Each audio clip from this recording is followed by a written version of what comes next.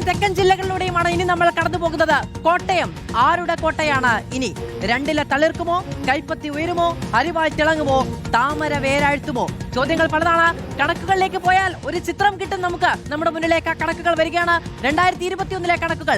ആകെ seat 9, LDF 5, UDF 4. LDF-ന് 5 സീറ്റുകളും UDF-ന് 4 സീറ്റുകളുമാണ് പോയ നിയമസഭാ തെരഞ്ഞെടുപ്പ് കാലത്ത് 2021 കൊടുത്തത് എങ്കിൽ തദ്ദേശത്തിലേക്ക് വരുമ്പോൾ ആകെ സീറ്റ് 9 സീറ്റുകളിൽ LDF-ന് 3, UDF-ന് 6. 2 സീറ്റുകൾ പിടിച്ചെടുക്കാൻ തദ്ദേശ കണക്കിൽ UDF-ന് കോട്ടയത്തും സാധിച്ചു എന്നാണ് നമുക്ക് അതിൽ നിന്ന് മനസ്സിലാക്കേണ്ടത്. നമ്മളോടൊപ്പം വിവരങ്ങളുമായി ലബി സജീന്ദ്രനാണ് ചേരുന്നത്. ലബി, കോട്ടയത്ത് ഇത്തവണ ആകാംക്ഷ പലതാണ്.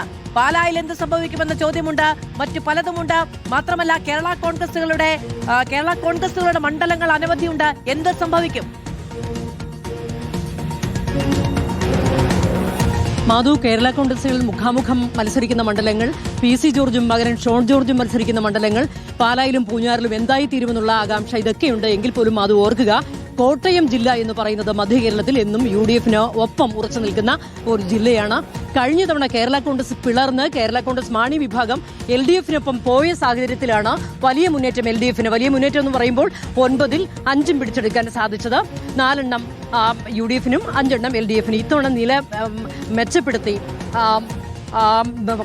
കുറച്ചുകൂടി മെച്ചപ്പെടുത്താനാകും എന്നുള്ള പ്രതീക്ഷയൊക്കെ LDF പറയുന്നുണ്ടെങ്കിലും UDF വലിയ ആത്മവിശ്വാസത്തിലാണ്. അതായത് കഴിഞ്ഞ തവണ കൈവിട്ടുപോയ പൂഞ്ഞാറും ചങ്ങനാശ്ശേരിയും തിരിച്ചുപിടിക്കും.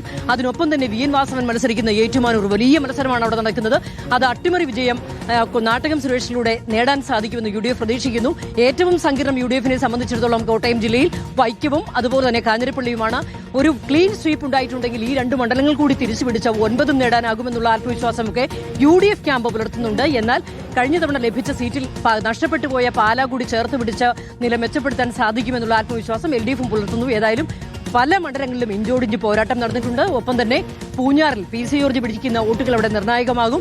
എങ്കിലും അവിടെ ഈ പറയുന്നത് പോലെ ഒരു ന്യൂനപക്ഷ ധ്രുവീകരണമൊക്കെ ഉണ്ടായിട്ടുണ്ടെങ്കിൽ UDF-ന് മേൽക്കൈ നേടാനാകുമെന്ന് പ്രതീക്ഷിക്കുന്നു. പാലായിലേക്ക് വരികയാണെങ്കിലും പാലായിൽ എന്ത് സംഭവിക്കും? ഏറ്റവും ആകാംക്ഷയോടെ ഈ തിരഞ്ഞെടുപ്പിൽ നോക്കുന്ന മണ്ഡലങ്ങളിലൊന്ന് പാലായാണ്. ഷോൺ ജോർജ് പിടിക്കുന്ന വോട്ടുകൾ ആർക്ക് പണിയാകും, ആർക്ക് വിജയം നൽകും, ആർക്ക് പരാജയം നൽകും, ഇതൊക്കെ കാത്തിരുന്ന് കാണുകയാണ്. ഷോൺ എത്ര വോട്ട് പിടിക്കും എന്നത് നിർണായകം തന്നെയാണ്. ഇവിടെ ഒരു തിരിച്ചുവരവ് ജോസ് കെ മാണി നടത്തുമോ ഇതറിയാൻ കാത്തിരിക്കുകയാണ് രാഷ്ട്രീയ കേരളം. ഏതായാലും നേരിട്ട് മത്സരം നടക്കുന്നു. കേരള കോൺഗ്രസുകൾ നേരിട്ട് മത്സരിക്കുന്നതാണ്. കടുത്തുരുത്തി UDF-ന് ഉറച്ച പ്രതീക്ഷയുള്ള മണ്ഡലമാണ്. എങ്കിൽ പോലും അവിടെ മുഖാമുഖ മത്സരം. കോട്ടയത്തിന്റെ ശ്രദ്ധേയമായ രാഷ്ട്രീയ പോരിലേക്ക് ഉറ്റുനോക്കുകയാണ് മുന്നണികൾ.